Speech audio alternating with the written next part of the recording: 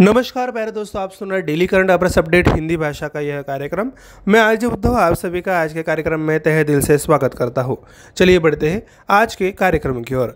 आज की पहली अपडेट है महत्वपूर्ण दिन के बारे में। विज्ञान में महिलाओं और लड़कियों का अंतर्राष्ट्रीय दिवस 11 फरवरी को मनाया गया।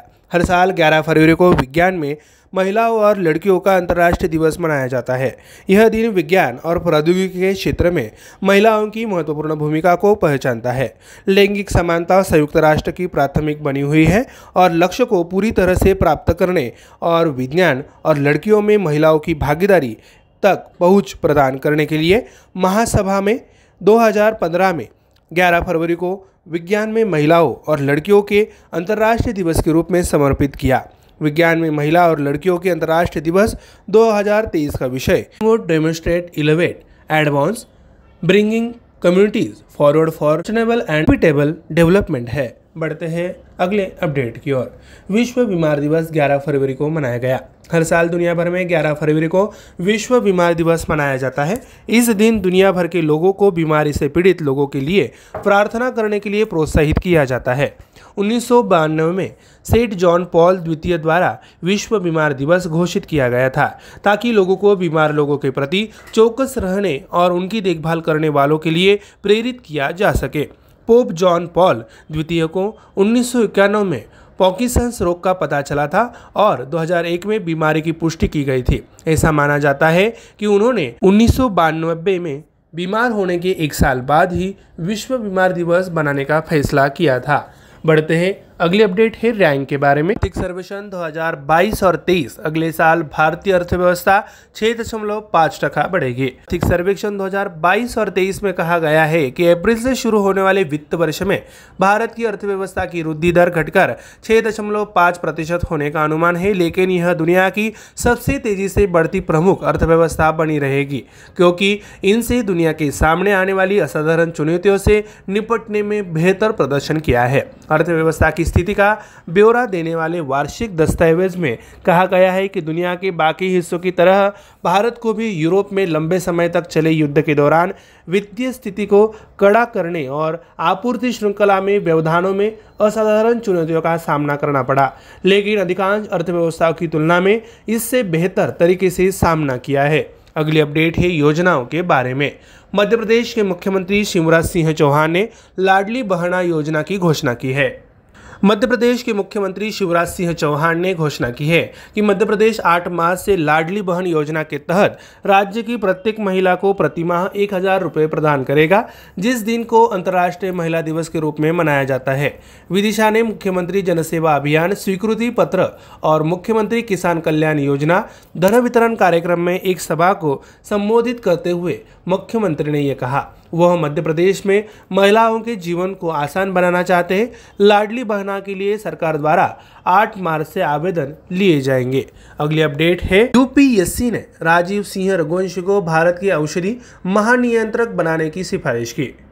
भारतीय फार्माकोपिया आयोग के सचिव सह वैज्ञानिक निदेशक राजीव सिंह रघुवंशी को भारत का अगला औषधि महानियंत्रक बनाने की सिफारिश की गई है।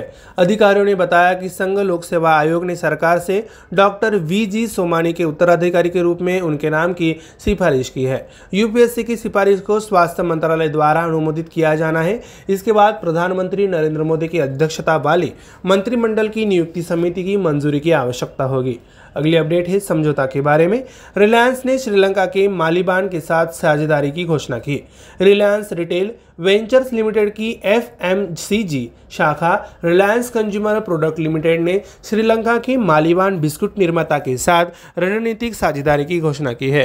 मालीबान एक विरासत ब्रांड और श्रीलंका में एक घरेलू नाम एक अग्रणी बिस्कुट निर्माता है जो पिछले 70 वर्षों से अपने गुणवत्ता वाले उत्पादों की श्रृंखला के लिए जाना जाता है। इस साझेदारी के साथ रिलायंस और मालीबान अद्वितीय मूल्य प्रस्ताव विकसित करेंगे, जिसका उपयोग Reliance consumer products limited biscuit segment में अपने पोर्टफोलियो को मजबूत करने के लिए करेगा। अगली अपडेट है रैंक के बारे में।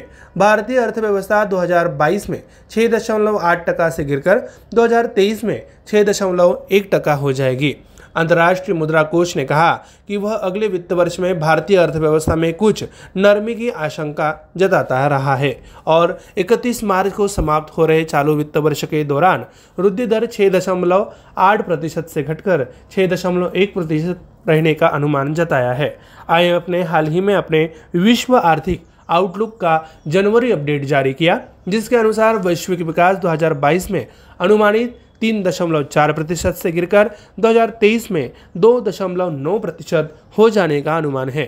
फिर 2024 में 3.1% तक बढ़ने का अनुमान है। IMF के मुख्य अर्थशास्त्री और अनुसंधान विभाग के निदेशक पियरे ओलिवियर गौरिनचास ने संवाददाताओं से कहा, भारत के लिए हमारे वृद्धि अनुमान अक्टूबर के परिदृश्य से अपरिवर्तित है। बढ़ते हैं, अगली अपडेट है राज्य के बारे में। विशाखापत्तनम आंध्र प्रदेश की नई राजधानी होगी, मुख्यमंत्री जगन रेड्डी ने कहा। आंध्र प्रदेश के मुख्यमंत्री YS जगन मोहन रेड्डी ने कृष्णा नदी के तट पर अमरावती को नई राजधानी के रूप में विकसित करने की योजना के अंत का संकेत देते हुए कहा कि विशाखापत्तनम आंध्र प्रदेश की नई राजधानी होगी। आंध्र के लिए एक नई राजधानी की घोषणा तेलंगाना राज्य को अपने क्षेत्र से अलग करने और हैदराबाद को अपनी राजधानी के रूप में देने के 9 साल बाद हुई है। 2015 में तत्कालीन मुख्यमंत्री चंद्रबाबू नायडू ने कहा कि अमरावती राजधानी होगी, लेकिन 5 साल बाद 3 राजधानी शहरों का प्रस्ताव पेश किया गया था। अगली अपडेट है योजनाओं के बारे में। उत्तर प्रदेश सरकार ने समग्र शिक्षा अभियान शुरू किया। उत्तर प्रदेश सरकार ने वंचित वर्गों की बेटियों को सक्षम और आत्मनिर्भर बनाने के लिए समग्र शिक्षा अभियान नामक एक अभियान शुरू किया है। सरकार पहले से ही राज्य की बेटियों को सशक्त बनाने के लिए मिशन शक्ति सहित कई कार्यक्रम चला रही है। राज्य के सभी 746 कस्तूरबा गांधी आवासीय बालिका विद्यालयों में लड़कियों की सुरक्षा के लिए आरोहिणी पहल प्रशिक्षण कार्यक्रम के तहत एक NGO के सहयोग से समग्र शिक्षा अभियान काम करेगा। अभियान को 3 चरणों में लागू किया जाएगा। अगली अपडेट है रक्षा के बारे में।